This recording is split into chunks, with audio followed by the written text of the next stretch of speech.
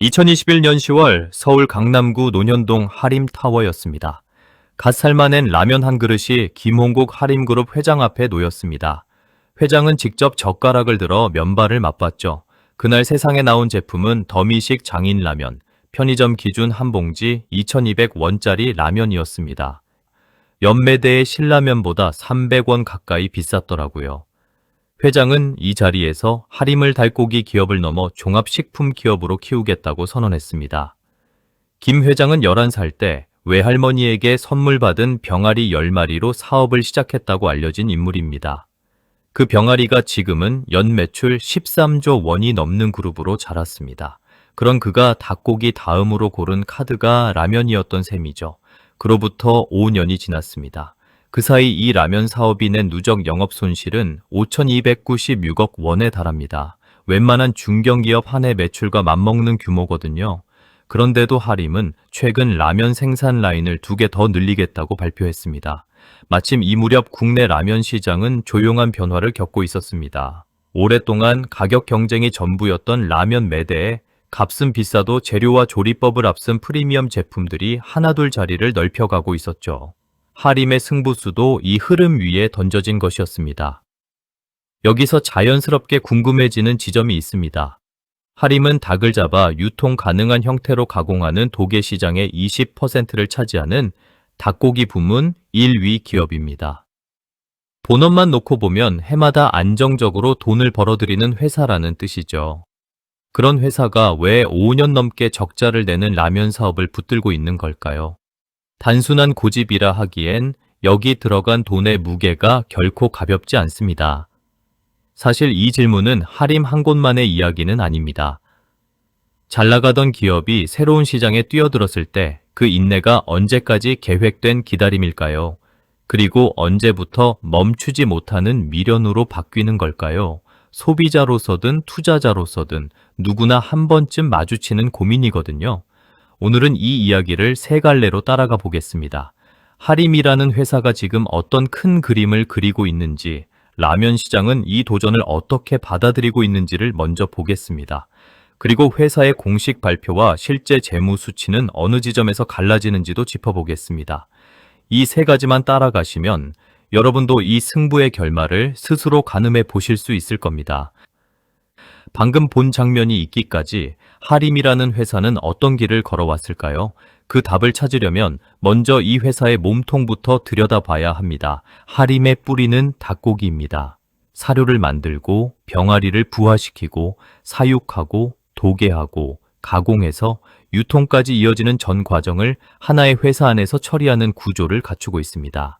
업계에서는 이를 계열화 시스템이라고 부릅니다. 이 구조 덕분에 하림은 국내 도계 시장에서 20% 안팎의 점유율로 1위 자리를 오래 지켜왔습니다. 올해 상반기 하림의 6개 부문 매출은 5,743억 원입니다.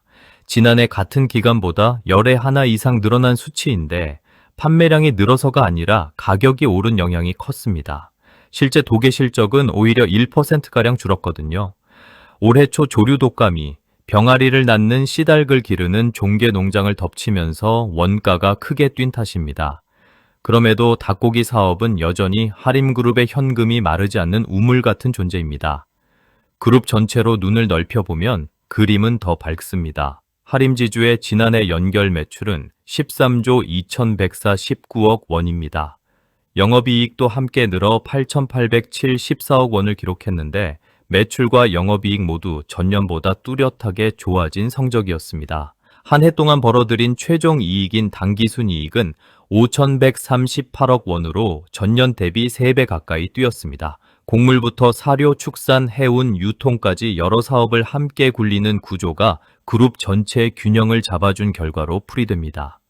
그런데 이 좋은 실적표 안에서 유독 한 곳만 다른 색깔을 띠고 있습니다. 바로 더미식을 만드는 하림 산업입니다. 2021년 김홍국 회장은 닭고기를 넘어 종합식품 기업으로 도약하겠다고 선언했습니다. 이 선언에는 나름의 절박함이 숨어 있었습니다. 소비자들 머릿속에 하림은 닭고기 회사라는 이미지가 워낙 강하게 박혀 있었거든요. 이 이미지를 넘어서지 않으면 회사가 더 커지는데 한계가 있다고 판단한 것으로 보입니다. 그렇게 시작된 더미식은 라면 하나에 머물지 않았습니다. 즉석밥, 만두, 국, 탕, 찌개, 소스류까지 짧은 시간 안에 100여 개 제품으로 몸집을 불렸습니다. 여기에 분식 브랜드 멜팅피스, 유아용 간편식 푸디버디까지 곁들였습니다. 한두 개 제품으로 조용히 시작한 게 아니라 처음부터 여러 갈래로 동시에 밀어붙인 셈입니다. 여기엔 이유가 있습니다. 라면과 즉석밥, 만두 시장은 CJ제일제당을 필두로 오뚜기, 동원 F&B, 대상 청정원 같은 회사들이 수십 년째 지켜온 텃밭입니다. 이 텃밭에 뛰어들기 위해 하림은 전북 익산에 퍼스트키친이라는 생산기지부터 지었습니다. 여기에 들어간 돈만 5천억 원이 넘습니다. 낯선 이름 하나로 이 시장을 뚫기는 쉽지 않다는 걸 하림도 잘 알고 있었던 것으로 보입니다. 그래서 택한 방식이 넓게 빠르게였습니다. 유명 배우를 기용해 브랜드를 알리고 동시에 여러 카테고리의 제품을 깔아 인지도부터 끌어올리는 전략이었죠. 업계에서는 이 전략이 인지도 확보라는 목표만큼은 이뤘다고 평가합니다. 실제로 이제 더미식이라는 이름 자체를 낯설어 하는 소비자는 많지 않으니까요. 문제는 그 다음 매출로 이어지는 속도였습니다. 연도별로 짚어보면 흐름이 뚜렷합니다. 2021년 589억 원이었던 영업손실은 해마다 계단을 오르듯 불어나 최근 회계연된 1,467억 원까지 커졌습니다. 이 사이 매출도 늘어 최근엔 1,094억 원, 브랜드 출범 이후 처음으로 1,000억 원을 넘겼습니다. 다만 성장의 속도만큼 손실도 함께 불어난 셈입니다. 브랜드 출범 이후 5년 누적 적자는 5,296억 원에 이릅니다. 적자 폭이 줄어드는 게 아니라 오히려 해마다 조금씩 더 벌어지고 있는 셈입니다. 이 매출 성장의 속도 자체도 고르지 않았습니다. 브랜드 출범 첫 해 2배 넘게 뛰었던 매출 증가율은 2023년 53%, 2024년엔 14%까지 떨어졌습니다. 그러다 지난해 다시 36%로 반등했습니다. 오르내림이 반복되는 그래프인 셈입니다. 재무 부담도 함께 무거워지고 있습니다. 하림 산업의 부채 비율, 그러니까 회사가 가진 자본에 비해 얼마나 많은 빚을 지고 있는지 보여주는 지표는 최근 125%를 넘어섰습니다.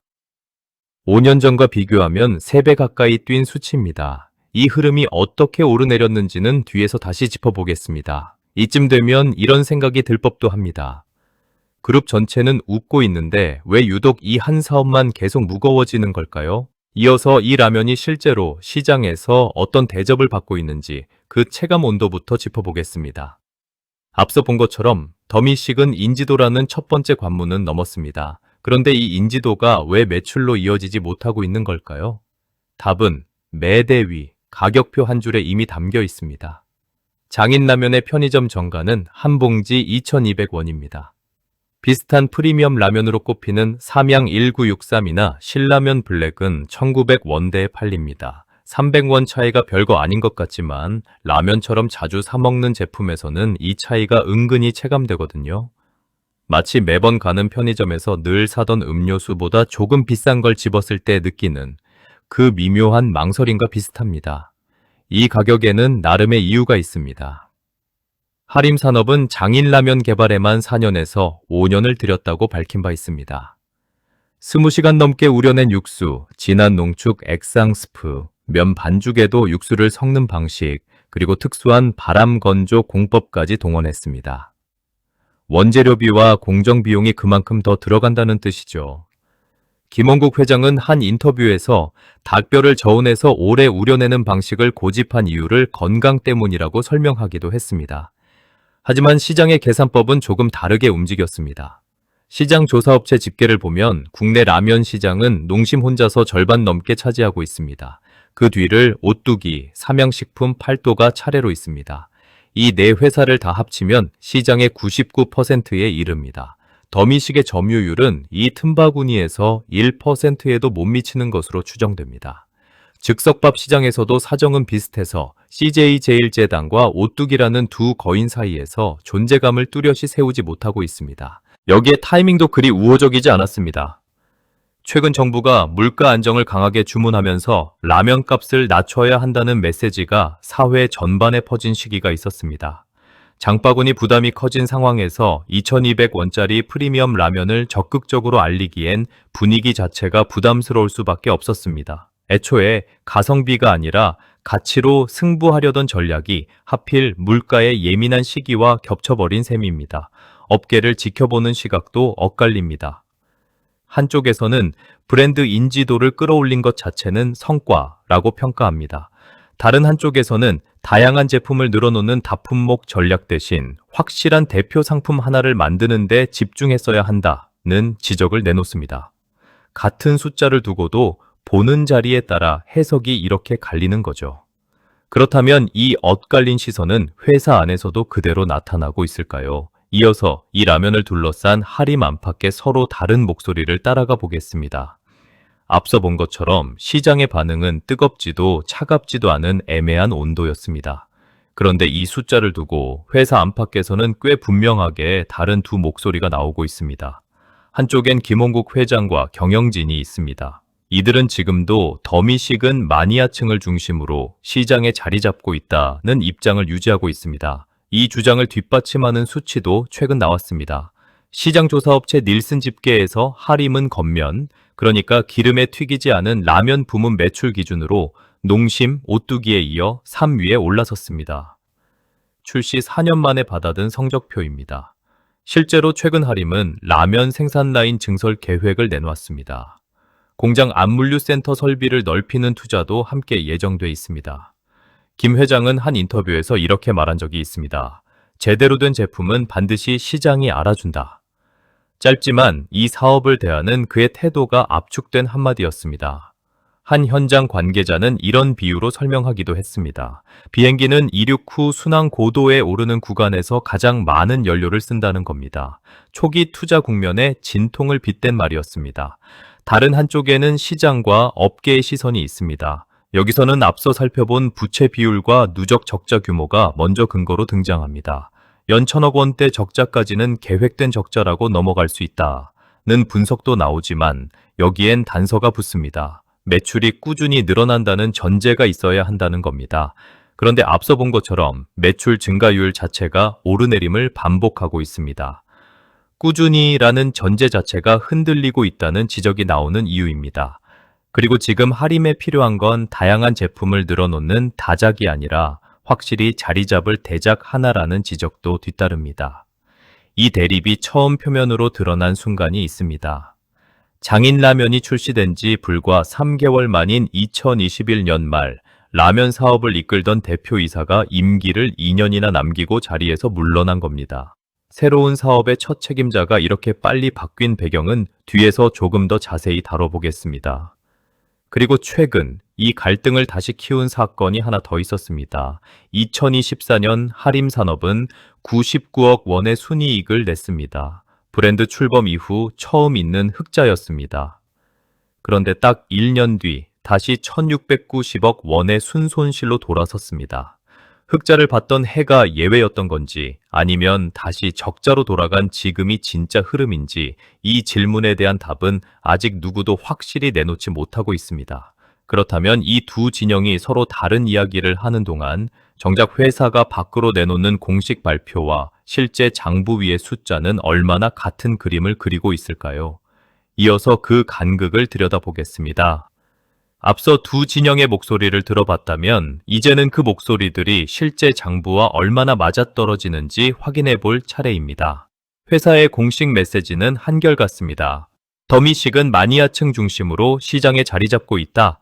브랜드를 알리는데 시간이 필요하다는 설명이죠.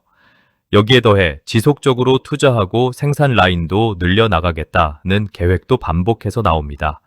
그런데 장부 위의 숫자는 조금 다른 이야기를 하고 있습니다. 하림산업은 재무제표로 확인 가능한 지난 9년 동안 단 한 해도 매출 총이익을 흑자로 만든 적이 없습니다. 매출에서 원재료비와 인건비 같은 매출 원가를 뺀 값이 계속 마이너스였다는 뜻입니다. 쉽게 말하면 라면을 한 봉지 팔 때마다 오히려 손해를 보는 구조가 9년째 이어지고 있는 셈입니다. 팔면 팔수록 적자가 쌓이는 사업을 그것도 9년이나 이어온 겁니다. 이 구조는 재무제표 곳곳에 흔적을 남겼습니다. 2024년 말 기준 하림산업의 결손금, 그러니까 그동안 쌓인 적자가 자본을 갉아먹은 금액은 약 5,600억 원 규모로 불어났습니다. 여기에 이듬해 순손실까지 더해지면서 회사가 갖고 있던 자본 여력은 더 얇아졌습니다. 실제로 회사가 가진 순자산인 하림산업의 자본 총계는 눈에 띄게 줄어 1조 887억 원까지 내려앉았습니다. 이런 흐름이 계속되면 결국 자본금까지 까먹는 자본 잠식으로 이어질 수 있다는 우려가 나오는 배경이기도 합니다. 여기서 흥미로운 대목이 하나 있습니다. 이 시기 하림산업이 보유한 전체 자산인 자산 총계는 오히려 늘어 2조 4,522억 원을 기록했습니다. 그런데 이 증가분은 라면을 더 많이 팔아서 생긴 게 아니었습니다. 서울 양재동에 갖고 있던 물류단지 부지의 장부 가치를 재평가하면서 자산이 불어난 겁니다. 사업이 벌어들인 돈이 아니라 땅값 재평가로 재무제표의 숫자를 방어한 셈이죠. 이 대목에서 자연스럽게 다음 질문으로 이어집니다. 하림산업은 지금 서울 서초구 양재동에 총 사업비 약 6조 8천억 원 규모의 대형 물류단지 개발을 함께 추진하고 있습니다. 2016년 4,525억 원에 사들인 이 땅은 2025년 말 기준 1조 7,380억 원의 가치로 매겨졌습니다. 매입가의 4배에 가까운 수준입니다. 라면 사업의 적자가 계속되는 동안에도 이 땅을 손에서 놓지 않고 있는 이유를 짐작하게 하는 대목입니다. 그렇다면 이 지점에서 이런 질문을 던져볼 수 있습니다. 계속 적자를 내는 사업을 회사가 붙들고 있는 이유는 정말 라면 그 자체 때문일까요? 아니면 라면을 만드는 회사가 쥐고 있는 다른 자산과 계획 때문일까요? 이 질문에 대한 답은 조금 뒤에 다시 다루겠습니다. 그 전에 먼저 짚어야 할 게 있습니다. 하림이 이런 베팅을 이번에 처음 해보는 회사인지부터 살펴보겠습니다. 사실 지금 하림의 확장 방식, 낯설지 않습니다. 10여 년 전에도 비슷한 장면이 있었거든요. 2000년대 조선업 호황을 타고 순식간에 몸집을 불린 그룹이 있었습니다. 강덕수 회장이 이끌던 STX 그룹입니다. 조선소 하나에서 출발한 이 그룹은 해운, 에너지, 건설까지 닥치는 대로 인수합병에 나섰습니다. 업계에서는 이런 방식을 닥공, 그러니까 닥치고 공격한다는 뜻으로 불렀습니다. 그 결과는 화려했습니다.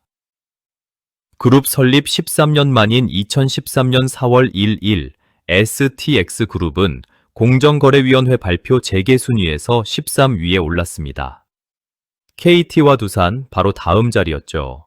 강 회장에게는 가장 빛나는 하루였을 겁니다. 그런데 그 영광은 딱 하루였습니다.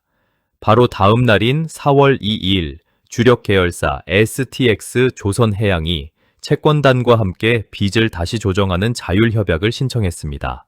그동안 선박 건조에 쏟아 부어야 할 돈을 회사채로 메워왔는데 조선하운 업황이 꺾이면서 그 돌려막기가 한계에 부딪힌 겁니다. 그룹이 무너지기까지는 1년도 걸리지 않았습니다. 자산 24조 3천억 원짜리 그룹이 3조 3천억 원 규모로 쪼그라들었습니다. 마치 급하게 쌓아 올린 모래성이 파도 한 번에 허물어지는 모습과 비슷했습니다. 이 붕괴 속에서 계열사들은 뿔뿔이 흩어졌습니다. 전력에너지 계열사는 GS그룹으로 건설 부문은 이후 다른 곳으로 넘어갔습니다.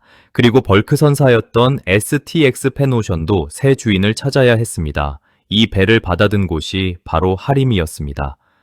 2015년 하림그룹은 STX 펜오션 지분 58%를 1조 80억 원에 인수했습니다. 닭고기 사료 원료는 대부분 수입에 의존할 수밖에 없는데 이 곡물을 실어 나를 벌크선 인프라를 손에 쥐면 운송비를 줄이고 유통망도 안정시킬 수 있다고 본 겁니다. 인수 이후 펜오션은 장기 용선 계약을 정리하고 우량한 장기 운송 계약에만 집중하는 방식으로 몸을 가볍게 했습니다. 그 결과 재무 구조가 눈에 띄게 좋아졌고 인수에 동원했던 금융 비용을 2년 만에 전액 갚아냈습니다. 무너진 그룹의 자리에서 하림은 오히려 그룹의 구원투수로 떠올랐습니다. 그로부터 8년 뒤 김홍국 회장은 다시 한번 승부수를 던집니다.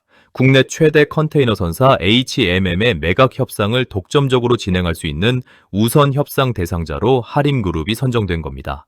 2023년 12월 하림은 6조 4천억 원을 써내며 경쟁자였던 동원그룹을 제쳤습니다. 김 회장은 이 자리에서 한국을 세계 5대 해운 강국으로 이끌겠다고 말했습니다. 펜오션을 운영해본 경험을 앞세워 너무 비싼 값에 사들인 대가로 오히려 손해를 보게 된다는 뜻의 승자의 저주, 우려도 씻어내겠다고 강조했죠. 페노션을 되살렸던 그 성공의 기억이 더 큰 베팅으로 이어지는 순간이었습니다. 하지만 이번엔 상황이 달랐습니다. HMM의 자산 규모는 25조 8천억 원으로 하림그룹 전체 자산보다 오히려 컸습니다. 협상 테이블에서는 매각 이후 경영권을 누가 쥐는지를 놓고 양측이 팽팽하게 맞섰습니다.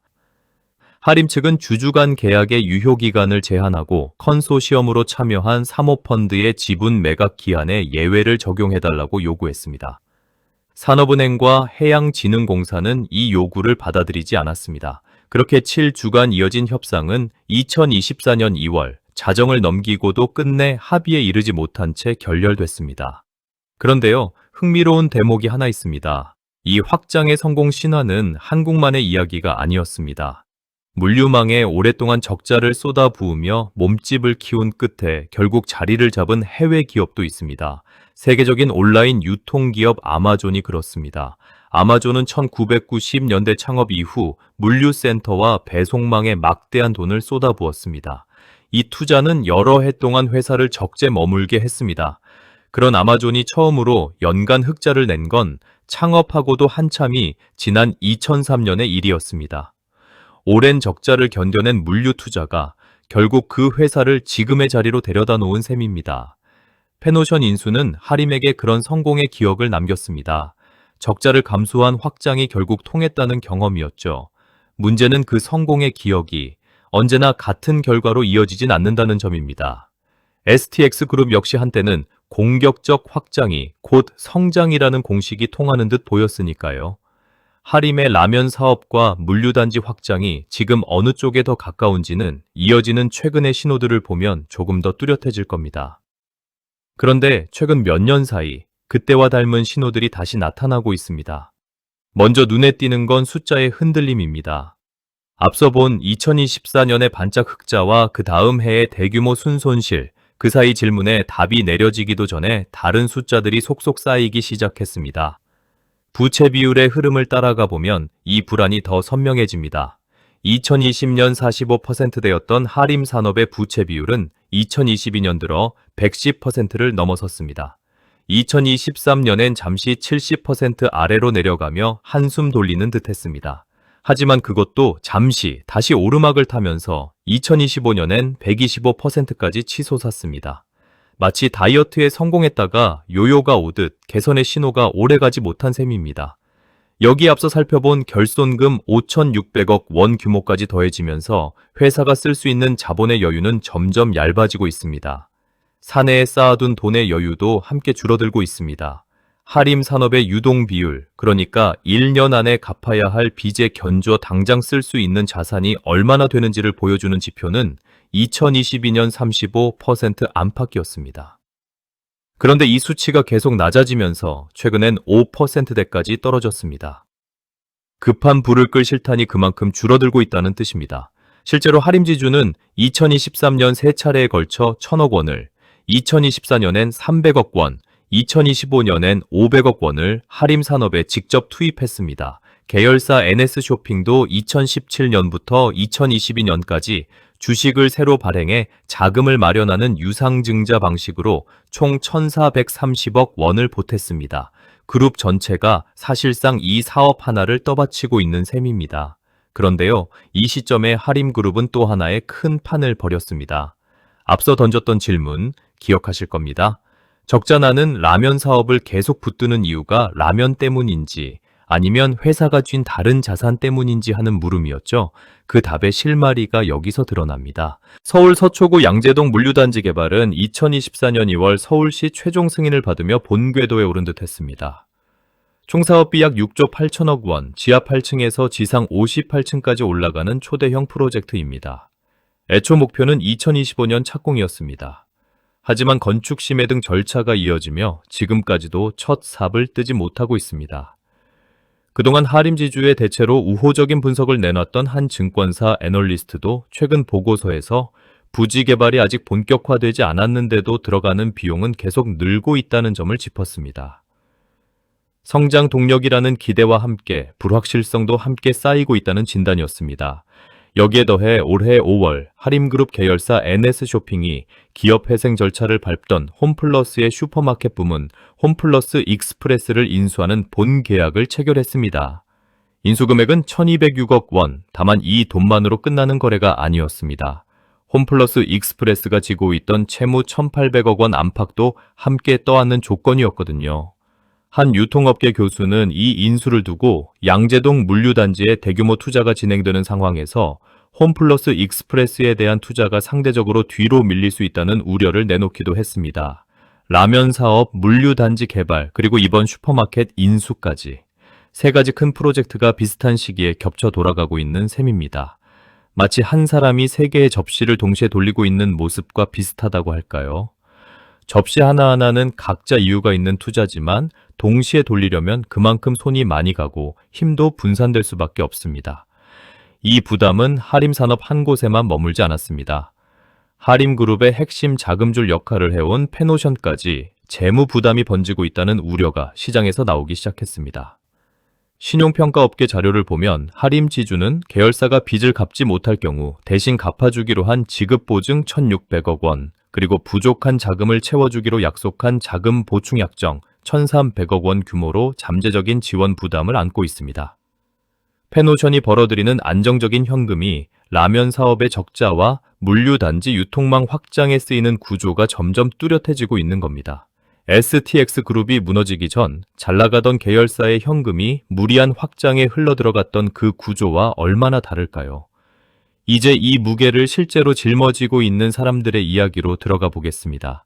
그런데 이 확장의 무게, 결국 누가 나눠지고 있을까요? 2021년 12월 31일, 하림산업은 짧은 공시 하나를 냈습니다. 대표이사가 사임했다는 내용이었습니다. 이 자리에 있던 사람은 윤석춘 대표였습니다. CJ 제1제당 출신으로 2018년 하림에 영입돼 라면 사업을 맡았던 인물입니다. 그는 2020년 상표를 출원하고 2021년 4월엔 NS홈쇼핑과 공급 계약을 맺으며 2022년 라면 매출 700억 원 달성이라는 목표를 세웠습니다. 하지만 장인라면이 세상에 나온 지 딱 3개월, 시장 점유율은 1%를 넘지 못했습니다.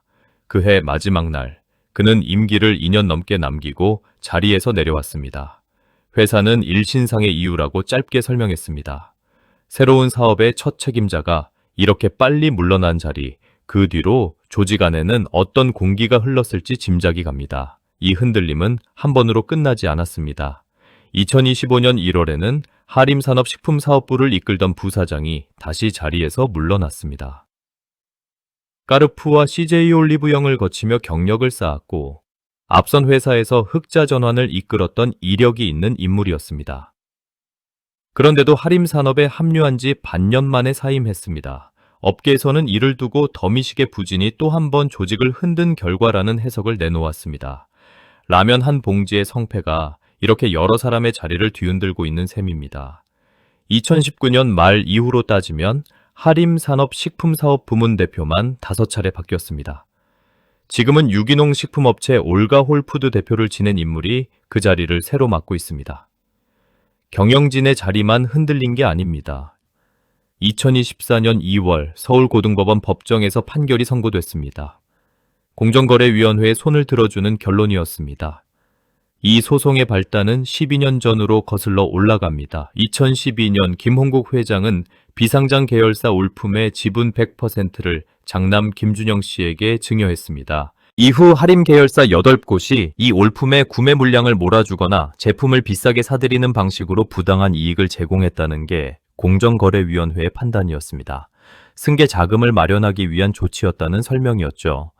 2021년 10월 공정위는 이들 계열사에 48억 8,800만 원의 과징금을 부과했습니다. 하림 측은 불복해 소송을 이어갔지만 3년 가까이 걸린 법정 다툼 끝에 나온 결론은 하림에 불리했습니다. 지금 이 사건은 대법원 판단을 기다리고 있습니다. 이런 시간 속에서 라면 사업의 부담을 함께 짊어지는 또 다른 이들이 있습니다. 편의점과 마트 매대를 채우는 유통 파트너들입니다. 2,200원짜리 프리미엄 라면은 매대 위에서 다른 라면보다 눈에 띄게 비쌉니다. 옆칸의 신라면이나 삼양라면 자리는 금세 비는데 이 라면만 유독 그대로 남아있는 매장이 적지 않다고 합니다.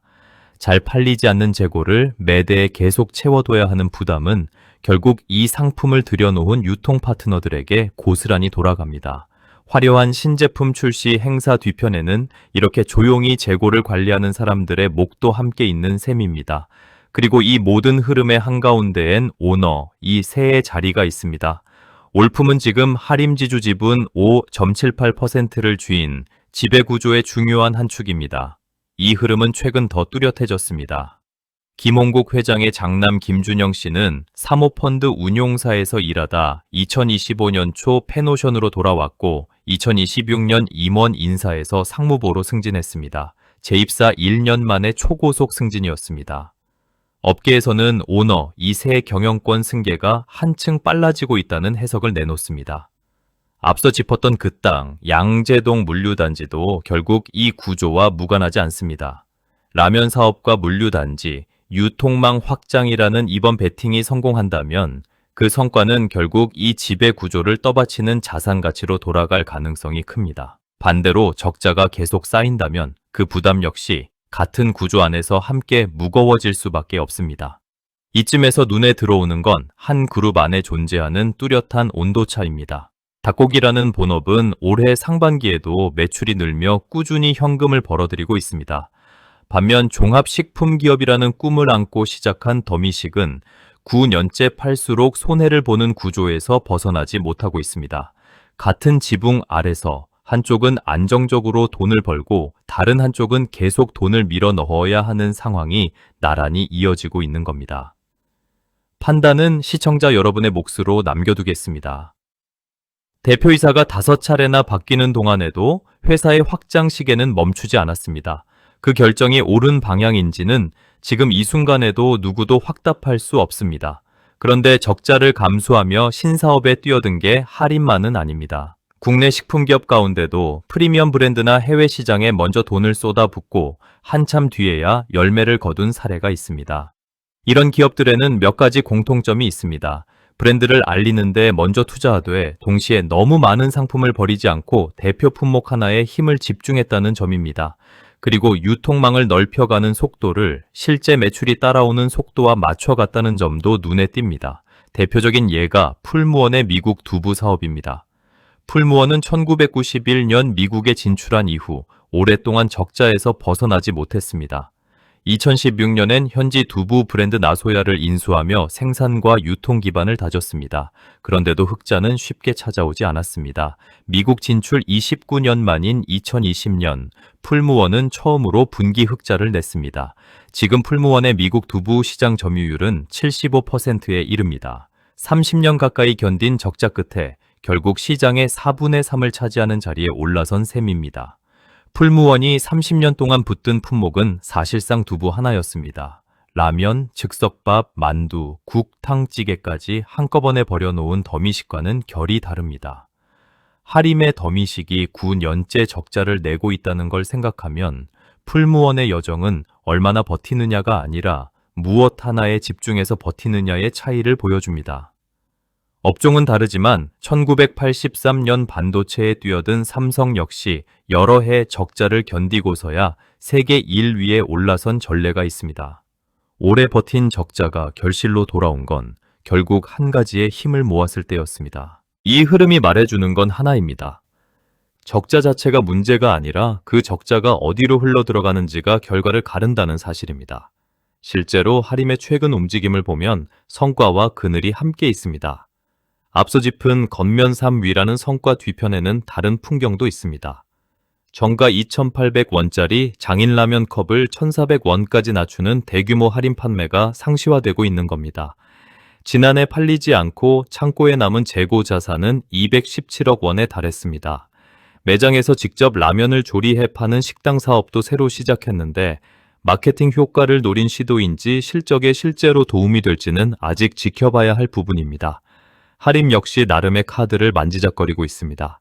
생산 라인 증설, 해외 수출 확대, 그리고 양재동 물류단지를 거점 삼은 당일 배송망 구축까지 회사가 내놓은 대응 방향입니다. 다만 이 카드들이 풀무원의 두부처럼 한 곳에 힘을 모으는 그림인지 아니면 여러 곳에 힘을 나누는 그림인지는 아직 지켜볼 부분으로 남아 있습니다. 지금까지의 이야기를 다시 한번 짚어보겠습니다. 닭고기로 벌어들인 현금은 지금 두 개의 큰 베팅으로 흘러가고 있습니다. 하나는 9년째 적자를 벗어나지 못한 라면 간편식 사업이고, 다른 하나는 7조 원 규모의 양재동 물류단지와 최근 인수한 홈플러스 익스프레스입니다. 본업이 벌어들이는 돈이 신사업이 뚫어놓은 구멍을 메우는 흐름이 여러 해째 이어지고 있는 셈입니다. 계획된 적자와 통제되지 않는 적자는 사실 종이 한 장 차이입니다. 그 경계를 가르는 건 몇 가지 숫자입니다. 부채 비율이 계속 오르기만 하는지, 아니면 오르내림 속에서도 매출이 꾸준히 늘고 있는지, 결손금이 자본을 갉아먹는 속도가 얼마나 빠른지, 그리고 시장 점유율이 조금씩이라도 올라가고 있는지, 이 지표들이 앞으로 어떻게 움직이는지 그 답을 이제 여러분이 직접 확인해 보실 차례입니다. 이 이야기는 할인 한 곳만의 문제가 아닙니다.